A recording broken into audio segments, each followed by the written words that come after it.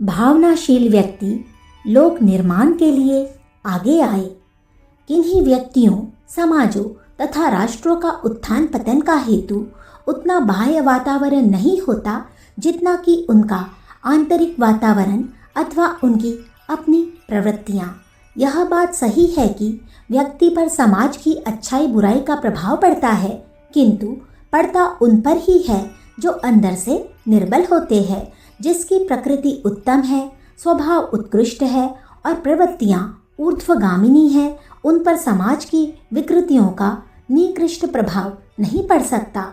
वह कीचड़ में कमल के समान और कमल पर पानी की बूंद के समान ही निर्लिप्त रहा करता है।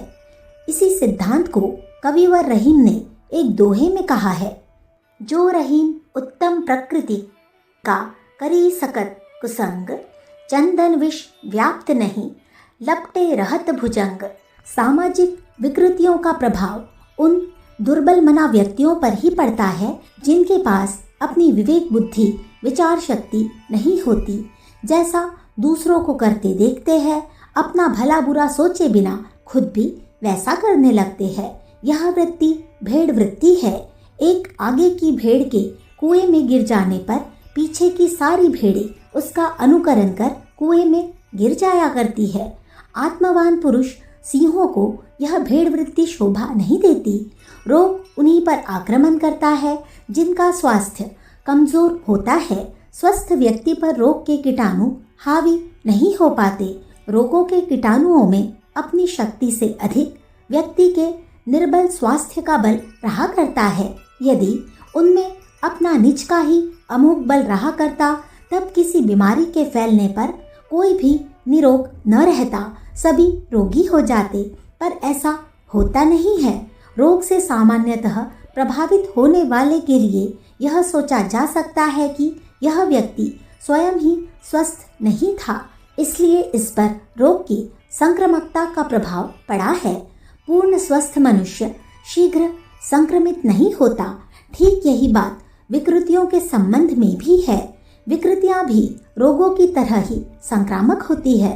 समाज में एक से दूसरे के बीच फैलती है, किंतु उनके चंगुल में फंस जाने वाले व्यक्ति को इसे सहज, स्वाभाविक अथवा अनिवार्य प्रक्रिया नहीं मान लेनी चाहिए। उसे समझ लेना चाहिए कि अवश्य ही उसका मन, उसकी वृत्तियां और उसका चरित्र निर्बल है, तभी दूसरे की विकृति उसे प्रभावित कर सकी है। उसे अपने चारों तरफ देखने पर पता चलेगा कि उसी समाज एवं उसी वातावरण में अनेकों ऐसे सज्जन हैं जिन पर इन विकृतियों के संक्रमण का कोई प्रभाव नहीं पड़ा और वे यथावत शुद्ध बुद्ध और सुशील बने हुए हैं। किसी को अपने पतन का दोष बाह्य परिस्थितियों अथवा किसी अन्य को न देकर साहसपूर्वक उसका दायित्व अपने निर्बल अंतःकरण को ही देना चाहिए। यही सोचने का सही ढंग है। यही वह मार्ग है जिसके द्वारा कोई अपने को ही उत्तरदायी समझकर आत्म सुधार में प्रवृत्त हो सकता है। दूसरों पर दोष थोपते रहने से आत्म सुधार की जिज्ञासा संभाव्य नहीं होती, किंतु खेद है कि आज समाज में निर्बल मनोभूमि वाले लोगों की ही बहुतायत है, जिससे एक दूसरे के बाद अनेक विकृतियां समाज को घेरे ही चली जा रही है। ऐसी दशा में व्यक्तियों को स्वयं तो आत्म सुधार का प्रयत्न करना ही चाहिए, साथ ही सबल मनोभूमि के सत्पुरुषों को भी सामूहिक सुधार के लिए अपनी सेवाएं समर्पित करनी चाहिए। सुधार करने से ही होगा। रोग का निदान उपचार से ही है। यूं ही अपने आप उपाय किए बिना न कोई रोग दूर होता है और न विकृति। भगवान तिलक ने एक स्थान पर कहा है, व्यक्ति यद्यपि अपने आप में शक्तिवान एवं समर्थ है, किंतु कोई विरले ही अपनी उस महत्ता को समझने और कार्यान्वित कर सकने में समर्थ होते हैं। साधारणतया लोग गर्मी सर्दी में मुरझाने हरियाने वाले पौधों की तरह समाज के भले बुरे वातावरण से प्रभावित होते रहते हैं। यदि सामाजिक परंपराएं एवं मान्यताएं अच्छी होगी तो निश्चय ही समाज के लोग संस्कृत तथा सुविकसित बनेंगे। इसके विपरीत यदि समाज में दुष्प्रवृत्तियां का बाहुल्य होगा तो लोगों का चरित्र एवं जीवन कर्म अस्त व्यस्त होगा और वे दुख, दारिद्र्य, कष्ट, क्लेशों के चुंगल में फंसते चले जाएंगे। अतएव विज्ञ, विज्ञान, बुद्धिमान एवं सज्जनों का कर्तव्य है कि वे अपने समाज की स्थिति की बारीकी के साथ समीक्षा करें और जहाँ भी जिस प्रकार की विकृति देखे उसे प्रयत्नपूर्वक सुधारने में तत्पर हो जाए। जनसाधारण अपनी भेड़ चाल के लिए बदनाम है। उनके पास अपनी स्वयं की वह बुद्धि विकसित नहीं होती, वह विवेक जागरूक नहीं होता जिसके आधार पर अपना पथ स्वयं प्रशस्त कर सके अथवा भलाई बुराई की समीक्षा कर उसका संग्रह त्याग कर सके। उनके सामने बुरे लोग आ जाते हैं, वे उनका अनुकरण करने लगते हैं। सत्पुरुष अथवा भले लोग आ जाते हैं तो उनसे प्रभावित होने लगते हैं। आज समाज की व्यापक विकृति का मुख्य कारण यह है कि बुरे लोग ही अधिक जनसाधारण के सम्मुख आए हुए हैं, मैदान में उतरे हुए हैं। जनसाधारण उनसे प्रभावित होकर विकारों, विकृतियों तथा अवांछित प्रवृत्तियों को अपनाते हुए अपना सर्वनाश करते चले जा रहे हैं। स्वाभाविक है कि जो सामने आएगा, मैदान हाथ में लेगा, वह प्रभाव डालेगा ही। एक तो दैव दुर्विपाक अथवा सामाजिक दुर्भाग्य से सत्पुरुषों की संख्या ही बहुत अधिक नहीं है, और कुछ सत्पुरुष है भी, वे या तो समाज से दूर एकांत में आत्म कल्याण की साधना में विश्वास किए बैठे हैं अथवा एक दर्शक की तरह तटस्थ भाव से अलग खड़े लीला देखते रहते हैं। बहुत से सत्पुरुष ऐसे भीरु स्वभाव के भी होते हैं जो समाज की विकृतियों से इस डर से संघर्ष में नहीं आते कि कोई विकृतियां उन्हें भी न पकड़ ले, और ऐसे विरागी व्यक्तियों की तो कमी नहीं है जो हर उत्थान, हानि, लाभ, अच्छाई, बुराई को भगवान की इच्छा अथवा लोगों का कर्म भोग समझते हैं और उनमें दखल देने के लिए न तो अपने को अधिकारी समझते हैं और न हस्तक्षेप करना उचित ही। जैसा जो कुछ चल रहा है चलने दिया जाए, ठीक होने को होगा, ठीक हो जाएगा, नहीं तो हरी इच्छा। ऐसे साधु, सज्जन तथा सत्पुरुषों से क्या कहा जाए, उनकी क्या आलोचना की जाए। केवल इतना ही कहा जा सकता है कि एकांत में आत्म कल्याण की साधना में विश्वास रखने वाले उस स्वार्थी गृहस्थ की तरह भौतिक न सही आध्यात्मिक स्वार्थी है, जो घर में आग लगी होने पर असहाय स्त्री बच्चों की चिंता न करके सबसे पहले अपना बचाव का उपक्रम करता है। अलग से खड़े लीला देखने वाले तटस्थों को एक क्षण भी यह न भूलना चाहिए कि पड़ोस की आग से उपराम रहने वाले अपना घर भी जला लिया करते हैं। जिन विकृतियों को आज वे समाज को ग्रास करके देख रहे हैं, उनके प्रति उपेक्षा मान लिए बैठे हैं, वे विकृतियां उनकी उपेक्षा न कर सकेगी और देर सबेर उन पर भी आक्रमण कर अशांत एवं असंतुष्ट बना देगी। दूरी जब दुर्दमनीय हो जाते हैं, तब समान भाव से अच्छे बुरे, साधु असाधु सबको धर लिया करते हैं। दिग्व्यापी अंधड़ चलने पर सभी प्रभावित होते हैं। क्या वट वृक्ष, क्या पौधे, सभी में कंपन आता है और सभी समान रूप से धूल दूसरित हो जाते हैं। स्वयं आक्रांत होने के डर से जो विकृतियों से लोहा लेने से दुबकते हैं, उन सज्जनों को समझ लेना चाहिए कि अभी उनकी मनोभूमि कमजोर है, आत्मविश्वास की कमी है। नहीं तो क्या आज तक अंधकार को प्रकाश पर हावी होते कहीं देखा सुना गया है?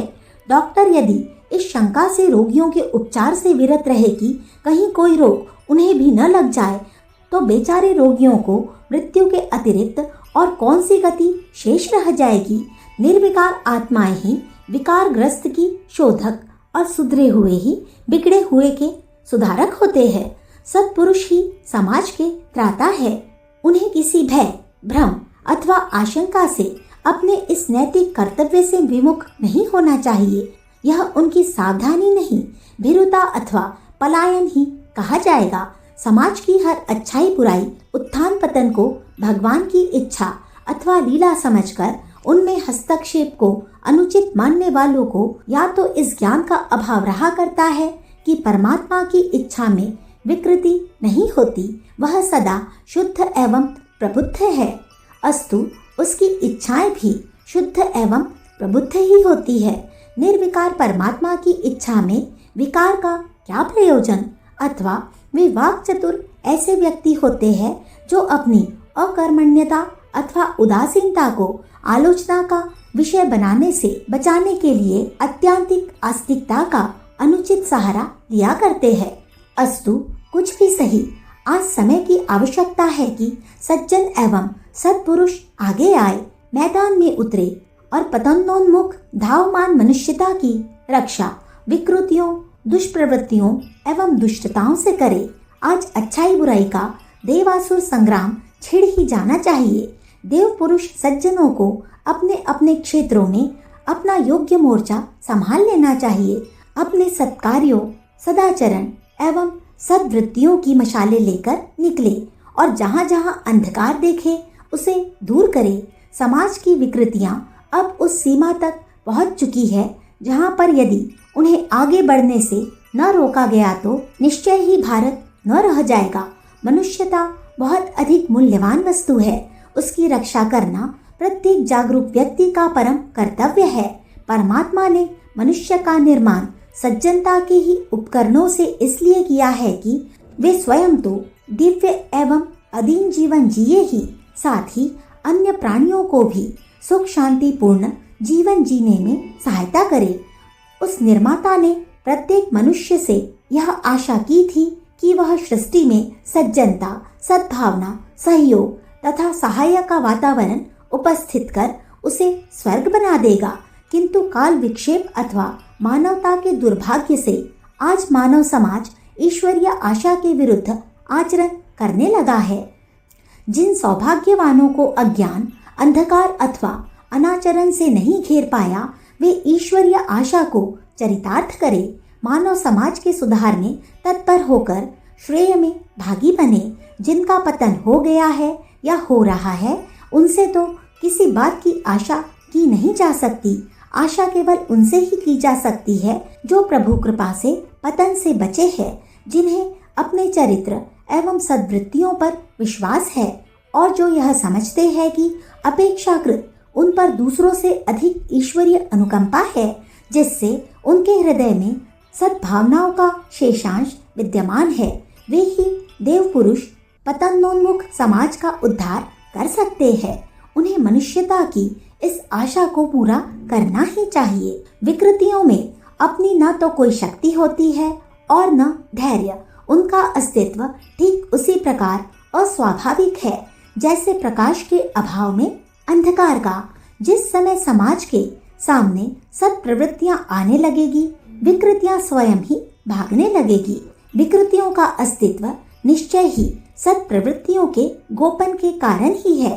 अच्छाई को सामने आने दिया जाए, भलमनसाहत को आगे बढ़ाया जाए, देखते ही देखते समाज का सुधार प्रारंभ हो जाएगा। जनसाधारण तभी तक बुराई को अपनाए हुए है जब तक बुराई उनके सामने है और अच्छाई के दर्शन नहीं होते। अच्छाई का दर्शन तो साधु संत तथा सज्जन पुरुष ही करा सकते हैं। वे किसी जगह किसी साधना में क्यों न लगे हो, समाज कल्याण के कर्तव्य का ध्यान रखे और अपने सुझावों, कार्यक्रमों एवं आदर्श चरित्रों से जनसाधारण को प्रकाश दे, राह दिखलाए। भारतीय समाज का नेतृत्व सदैव से धार्मिक पुरुषों ने किया है। जिस दिन से वे अपने इस अधिकार से उदासीन हो गए, समाज का विकास एवं सुधार बंद हो गया। वे सावधान होकर अपने अधिकार को कर्तव्य समझकर संभाले, बस समाज का कल्याण हो गया। अखंड ज्योति, जनवरी सन 1967, पृष्ठ संख्या 28, 29, 30। हमारे YouTube चैनल विचार क्रांति दूत अखंड ज्योति पत्रिका को सब्सक्राइब करें एवं अगली वीडियोस प्राप्त करने के लिए बेल आइकन दबाएं। धन्यवाद।